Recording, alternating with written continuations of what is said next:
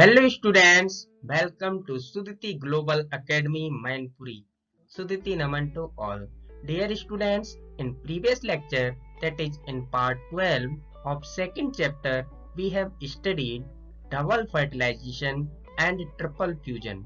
Now our next topic is endosperm development. Endosperm develops first followed by an embryo. Endosperm develop करता है embryo को follow करते हुए. Endosperm develops from PEN that is primary endosperm nucleus. Endosperm primary endosperm nucleus से develop करता है. कैसे करता है? The PEN undergoes successive nuclear division forming a large number of nuclei. These nuclei arranged along the periphery of primary endosperm cell of embryo sac called prenuclei, and this stage of endosperm development is called prenuclear endosperm. Dear students, primary endosperm cell के अंदर nuclear division होता है और बहुत सारे nuclei बनते हैं divide होके. सक्सेसिव डिवीजन होता है ये, और न्यूक्लियाई एम्ब्रियो सैक के पेरीफेरी पर पहुंच जाते हैं. इसको हम लोग प्री न्यूक्लियाई बोलते हैं और इस स्टेज को प्री न्यूक्लियर डिवीजन बोलते हैं. और प्री न्यूक्लियर एंडोस्पर्म इस तरह से बनके तैयार हो जाता है. फॉर एग्जाम्पल, राइस, मेज, wheat, sunflower, coconut etcetera.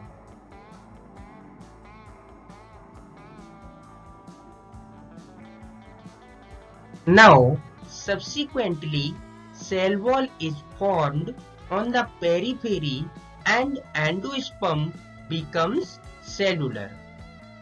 Cell wall बन जाती है किसके ऊपर?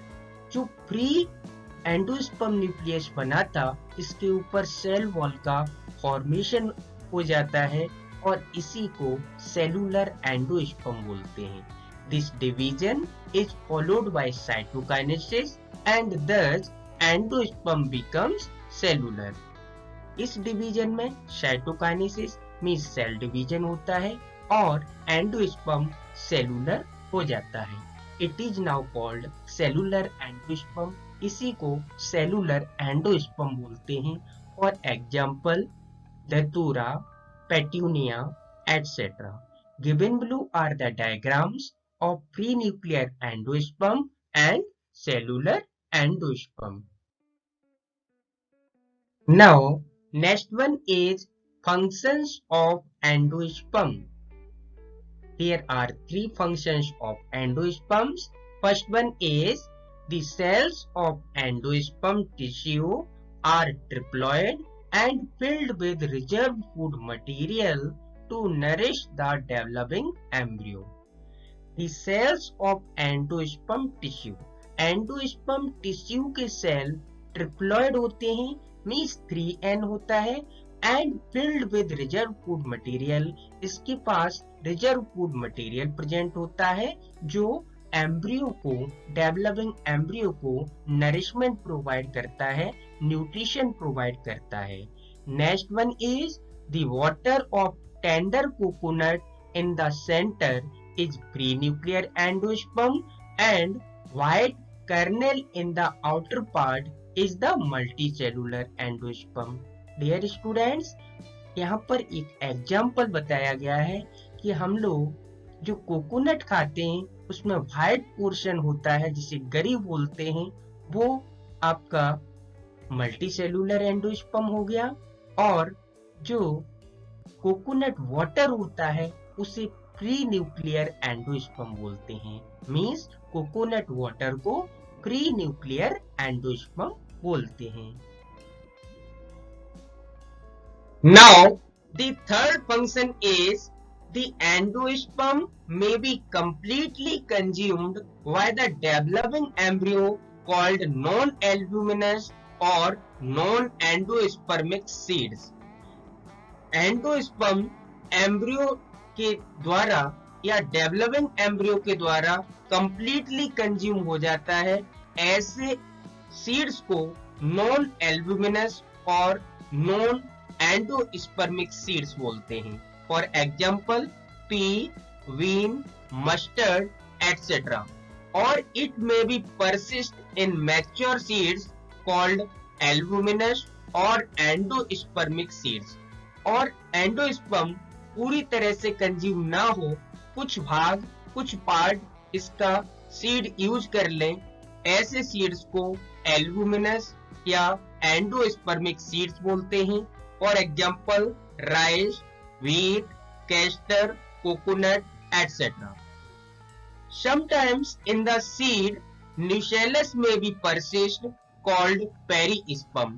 कभी-कभी सीड्स के साथ न्यूसेलस भी बच जाता है, कंज्यूम नहीं हो पाता है, उसे ऐसे सीड्स को पेरिस्पर्म बोलते हैं। For example in black pepper, wheat, nymphaea, etc. Now, next topic is embryo development. Embryo develops from zygote at the micropylar end of embryo sac. Embryo zygote से डेवलप करता है। zygote embryo sac के micropylar end पर present होता है। The nutrition for development is provided by endosperm और embryo को endosperm nourishment provide करता है। Now, after degenerating antipodals and synergids, the zygote divides to mitotically form proembryo. synergids और antipodals के degenerate होने के बाद zygote mitotically डिवाइड करता है और proembryo बनाता है। The different stages of the developing proembryo are globular and heart-shaped embryo which finally forms mature embryo. अलग-अलग स्टेजेस पर प्रो एम्ब्रियो डिवाइड करता है, ग्लोब्यूलर स्टेज आती है या ग्लोब्यूलर शेप आता है, फिर हार्ट शेप आता है और फाइनली मैच्योर एम्ब्रियो बनके तैयार हो जाता है। Dear students, I hope you will understood all the concept of this lecture or this video. Thank you for watching this video.